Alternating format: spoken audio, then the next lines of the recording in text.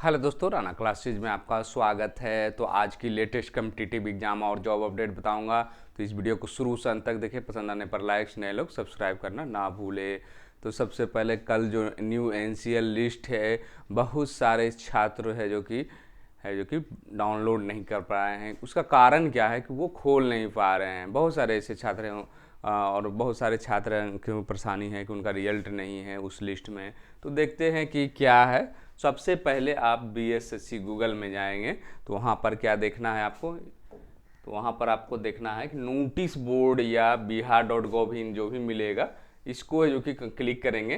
तो इसको क्लिक करने के बाद है जो कि आप इसको क्लिक करेंगे। तो ये क्लिक कर यहाँ मैं कर रहा हूँ और यहाँ पर आपको मोबाइल में भी दिखाएगा। क्योंकि मैं डिजिटल बोर्ड पर खोल रहा हूँ, तो मैं मोबाइल पर भी क्या क्या प्रॉब्लम आता है, इसके कारण आप डाउनलोड नहीं कर पा रहे हैं। तो इसको आप लोग है जो कि कृपया ध्यान से देख ले।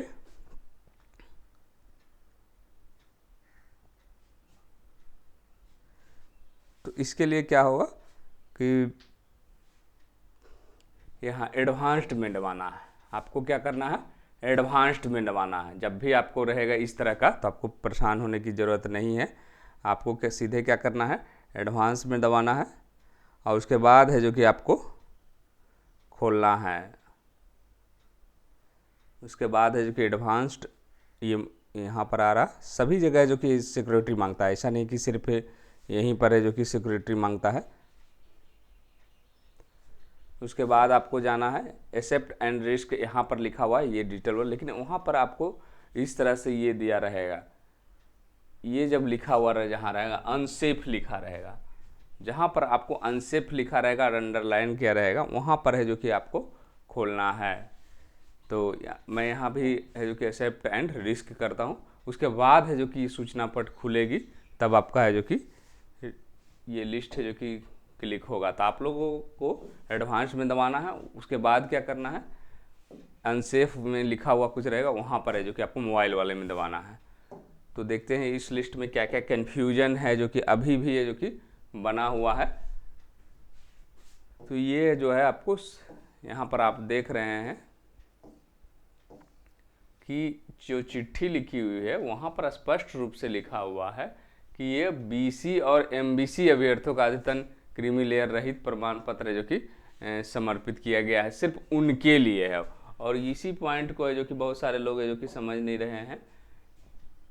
तो इसी को मैं बता रहा हूँ। पहला चीज़ ये क्लियर हो गया, ये सिर्फ किनके लिए है, जो काउंसलिंग के दौरान बीसी और एमबीसी दिए थे, उनके लिए नहीं है जो ओबीसी दिए थे। ओबीसी वाले अभ्यर्थियों को अगर देखा जाए तो उनके रोल नंबर नहीं मिल रहे हैं और परेशान हो रहे हैं कि मेरा क्या हुआ है या नहीं हुआ है। तो ये जो है आपको काउंसलिंग के दौरान है जो कि बीसी और एमबीसी के कतिपय अभ्यर्थियों द्वारा अद्यतन क्रीमी लेयर रहित प्रमाण पत्र है जो कि समर्पित किया गया, उनके लिए है। और ये आप देख, अब ओबीसी वाले को क्या होगा, वो तो परेशान है, पता नहीं इस लिस्ट में नहीं है तो आगे रिजल्ट में होगी कि नहीं होगी।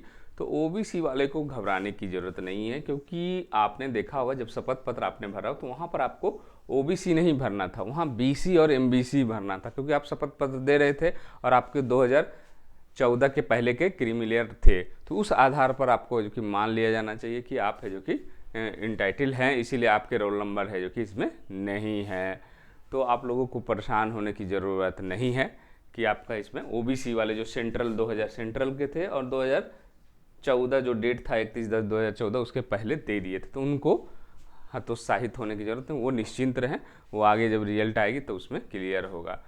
दूसरी चीज़ है कि ये कहाँ से बनवाएं, क्या प्रक्रिया अपनाएं, एनसीएल की क्या प्रक्रिया है, क्योंकि ये तो जिला पदाधिकारियों को लिखा गया है, फिर मैं जिला में जाना पड़े, ये तो स्पष्ट कहीं नहीं है। लेकिन आप लोग एक चीज़ जानते हैं कि जब भी क्रीमी लेयर कोई भी सर्टिफिकेट बनती है तो सबसे निचला स्तर, अब ये जो डीएम को जो चिट्ठी लिखा गया है, ये उनका काम है कि अंचल तक जल्द से जल्द है जो कि पहुँचाएँ। ये आपका काम नहीं है कि अभी तो जिला में ही गया हुआ, तो आज से ही है जो कि जो लोग बिहार में हैं खासकर वो कार्य शुरू कर दें।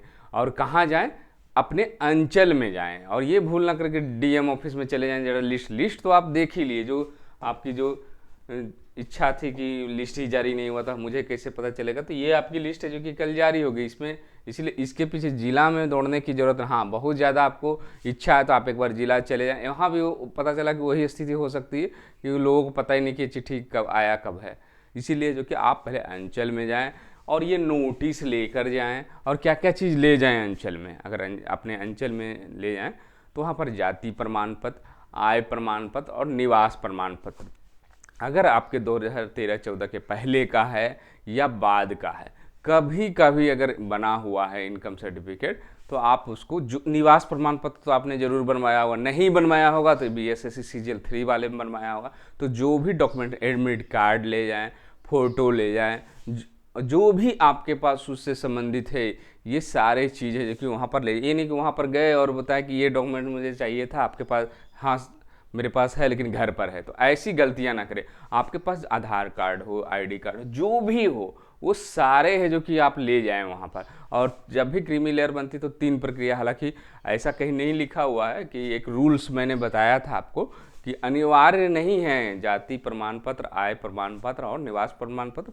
उसके लिए भी मैंने बताया था अनिवार्य नहीं है। दूसरी चीज़ मैंने creamy layer, non creamy layer 8 lakh से कम वाले में, उसमें एक रूल्स ये भी है कि माता पिता के, यहाँ तो क्लियर कर दिया, वेतन और कृषि से जो आय है उसको जोड़ी नहीं है। वो आय में 100 जरूर करेगा, हो सकता है आपके 15 लाख, फिर भी ये जो कि आप जो कि उसमें शामिल नहीं होगा। और आपको लिखा हुआ था कि जब तक आप गवर्नमेंट जॉब में है, ग्रुप ए सर्विस में नहीं है, तब तक आपको वो चाहे 20 लाख ही क्यों ना महीना मिले, ये सालाना मिले, उससे कोई दिक्कत नहीं होगी।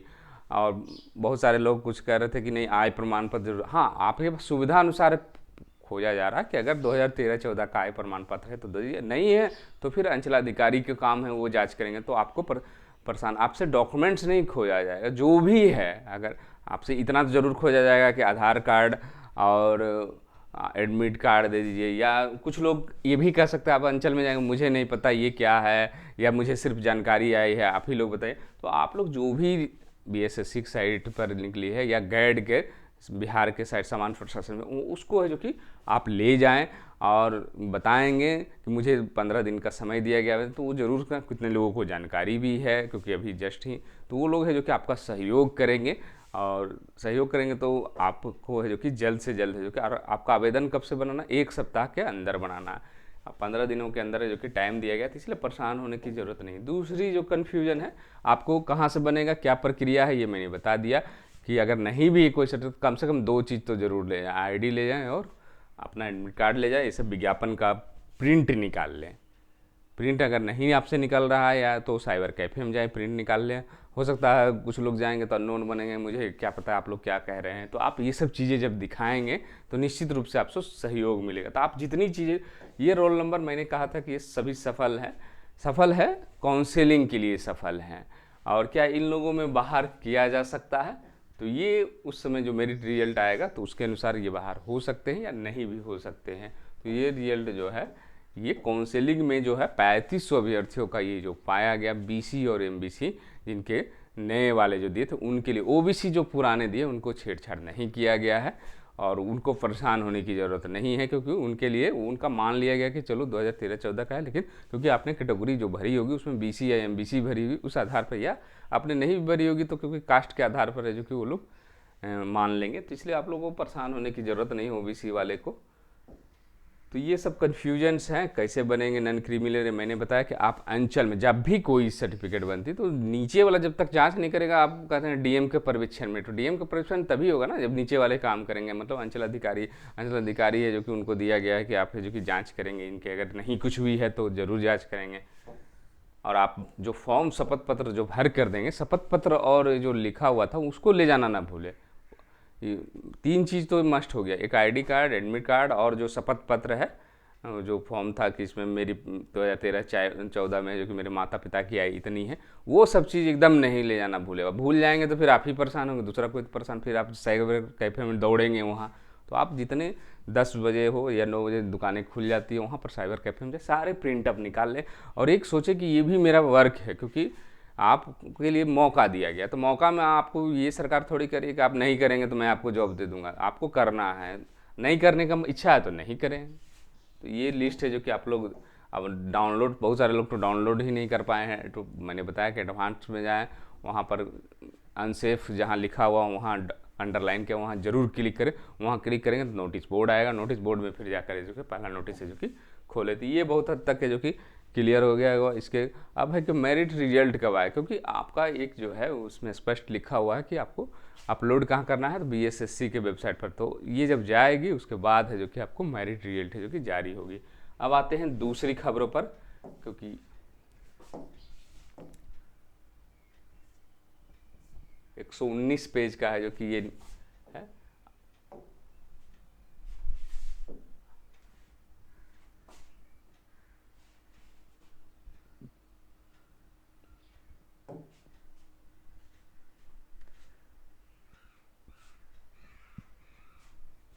अब बड़ी खबर क्या आ रही है, बिहार के अस्पतालों में संसाधनों एवं दवा की आपूर्ति बढ़ाने के साथ ही फार्मासिस्ट की कमी को दूर करने की दिशा में प्रयास तेज कर दिया गया। स्वास्थ्य विभाग है जो कि कितने पदों पर निकालेगा, तो 1539 पदों पर निकालेगा। क्या निकालेगा? 1539 पदों पर है जो कि फार्मासिस्ट की नियुक्ति करेगा। इसके लिए स्वास्थ्य विभाग ने प्रस्ताव तैयार कर विधि विभाग को मंजूरी भेज दिया है। विधि विभाग की मंजूरी के बाद वित्त विभाग की सहमति प्राप्त हो जाए और नियुक्ति के प्रस्ताव है जो कि भेज दिया जाएगा।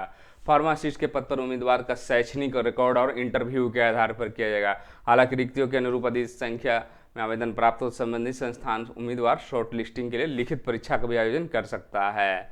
फार्मासिस्ट 5200 से 20,200 ग्रेड पे कितनी है, तो 2800 ग्रेड पे की है ये नौकरी। सूत्रों के अनुसार स्वास्थ्य विभाग में नियुक्त होने वाले फार्मासिस्टों को जो कि 2800 ग्रेड पे दिया जाएगा। हालांकि यदि फार्मासिस्ट के पद पर संविदा के आधार पर भर्ती की जाती है तो आमतौर पर 20,000 रुपया मानदेय दिया जाता है। मतलब ये जो जॉब होगी ये पूरी तरह है जो कि आपको अस्थायी जॉब होगी और इसमें जो है आपको 2800 ग्रेड पे मिलेगा। स्वास्थ्य विभाग के आधिकारिक सूत्रों के अनुसार से तकनीकी सेवा आयोग के माध्यम से जो कि ये बहाली होगी। यहां पर आपको लिखा हुआ है,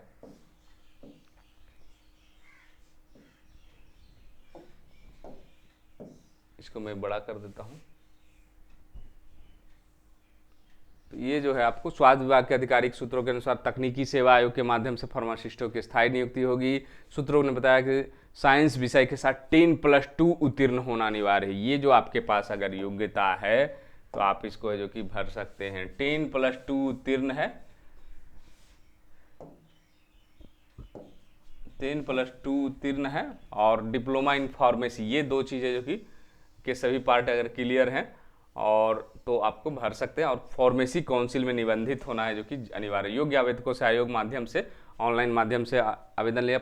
और महिलाओं के लिए 35 पद, दिव्यांगजनों के लिए 4% आरक्षण और आरक्षित श्रेणी के उम्मीदवारों का अधिकतम आयु सरकार के नियमानुसार है जो कि छूट जाएगा। मतलब ये अगर 3 चीज़ें हैं आपको 10+2 उत्तीर्ण, डिप्लोमा इन फार्मेसी है, फार्मेसी काउंसिलिंग से निबंधित है, तो आपको लिए ये वैकेंसी है जो कि उपयुक्त रहे। और बड़ी वैकेंसी आ रही है, 1539 पदों की है जो कि आपको आ रही है। और यहाँ पर आप देख सकते हैं,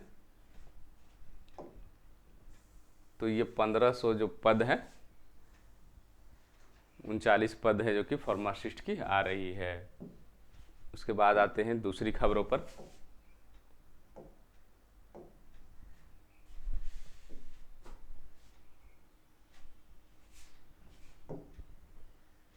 CET BEd के लिए है जो कि आपको आवेदन की तिथि है जो कि बढ़ गई है। और ललित नारायण जो विश्वविद्यालय की ओर से जारी अधिसूचना में है जो कि आपको ये बताया गया 28 मई तक है जो कि विस्तारित किया गया कर दी गई। पूर्व में 21 मई तक था, विलंब शुल्क के साथ है जो कि त्रुटि सुधार 29 मई का समय दिया गया। परफॉर्मेंस अप्रेजल रिपोर्ट की मांग, तो ये और अभी तक कितना कराया है, तो 2,12,854 अभ्यर्थियों ने कराया है आवेदन और 1,82,119 आवेदन ऑनलाइन शुल्क है जो कि जमा कर दे। मतलब इसकी जो लोग अभी नहीं भर पाए हैं वो लोग है जो कि फटाफट है जो कि इस फॉर्म को भर दें और जो इच्छुक हैं BEd में मुझे एडमिशन लेना वो जरूर भर दें। उसके बाद आते हैं दूसरी खबरों पर। पढ़ाई करने के बाद अब बेकार नहीं घूमेगा कोई भी छात्र, तो क्या है, उस शिक्षा की पढ़ाई अब सिर्फ डिग्री, डिप्लोमा और सर्टिफिकेट बटोरने के लिए नहीं होगी, बल्कि छात्रों की इस तरह से भी तैयार करेगी कि पढ़ाई के बाद उन्हें बेकार ना घूमना पड़े। उस शिक्षा के नए क्वालिफिकेशन फ्रेमवर्क को अंतिम रूप में यूटी विश्वविद्यालय अनुदान आयोग ने इसे लेकर जो मसौदा तैयार किया है उसके तहत उस शिक्षा के सभी स्तरों पर छात्रों को अब अनिवार्य रूप से कौशल की शिक्षा भी दी जाएगी। इसके तहत नेशनल हायर एजुकेशन फ्रेमवर्क के साथ नेशनल स्किल क्वालिफिकेशन फ्रेमवर्क को जोड़ा जा रहा है, जो जल्द ही नए रूप के सामने आएगा। इसके साथ ही एक नेशनल क्रेडिट फ्रेमवर्क, यूजीसी के इस पहल से उस शिक्षा जो नया क्वालिफिकेशन फ्रेमवर्क तैयार होगा, उसे छात्र को उस शिक्षा के दौरान किसी न किसी है जो कि एक स्किल से जोड़ा जाए, जिसके आधार पर वह नौकरी या व्यवसाय कर सकता है। यूजीसी ने इस दौरान है जो कि उस शिक्षा सभी स्तरों पर फ्रेमवर्क बनाया। मतलब इसका मतलब है कि आपको ऐसी पढ़ाई किया जाएगा जिससे कि आप है जो कि रोजगार मिल सके आपको किसी न किसी क्षेत्र में। आप क्या होता है कि डिग्री कर लिए, ग्रेजुएशन का कर लिए, एमए का कर लिए, लेकिन कहीं भी जॉब नहीं, आप कंपटीशन तैयारी कर सिलेक्शन हो गया तो ठीक है, नहीं तो फिर वो बर्बाद हो जाता है। तो इसी को देखते हुए जो कि अब पढ़ाई करने वाले छात्रों को ऐसा उपाय फ्रेमवर्क बनाया जा रहा है कि आप लोग घूम नहीं पाए। अब बीएसएससी सीजीएल 3 की बात करते हैं तो उसके जो है आपने देखा होगा पीसी एमबीसी का जो लिस्ट आया है, तो ये सबसे सावधानियां बरतें कि आप लोग सर्टिफिकेट है जो कि बनवा कर ही फॉर्म भरें, तो आपको बहुत परेशानी होने वाली है। उसके बाद दरोगा की बात करते हैं, दरोगा फिजिकल की बात करते हैं, तैयारी चल रही है, वर्षा कारण हो सकता है कुछ बाधित हो रही है, लेकिन अगर वो सब चीज़ सही रही तो आपको रिजल्ट ये जो फिजिकल का एडमिट कार्ड है जो कि जल्द जारी किया जा सकता है। तो इसी के साथ धन्यवाद।